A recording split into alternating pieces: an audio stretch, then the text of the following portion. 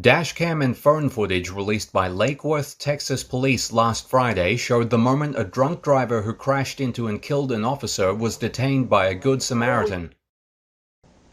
Occurring in November 2021, 26-year-old Dylan Molina was overserved 8 cocktails at a bar before he crashed into Euless Police Department officer Alejandro Cervantes and his family. Officer Cervantes was killed in the crash. His wife and 2 children were badly injured. Molina pleaded guilty to intoxication, manslaughter, and assault and was sentenced to 25 years in prison. You kill somebody! You kill somebody! Stay right there! You stay right there! Earlier this month, 26-year-old Carla Richardson, the bartender who served Molina the 8 drinks, was arrested and faces a charge of allegedly overserving Molina.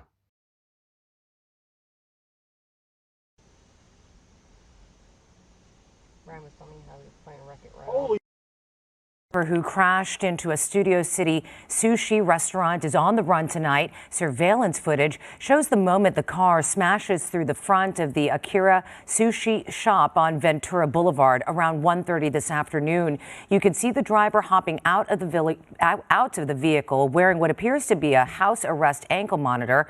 The restaurant was closed today and no injuries were reported. Bystanders caught this cell phone video of the driver fleeing the scene moments later. Police are working to identify the driver and locate. ODOT is investigating after a truck crashed into a bar. A warning, the video you're about to see is jarring, but we want to let you know first that nobody was seriously hurt. Let's show you the video. The crash at a bar in the town of Boring was caught on cameras from several angles. That's outside. You're going to see inside. This was Friday night at the Timber Pub off Highway 212. Yeah, it happens fast.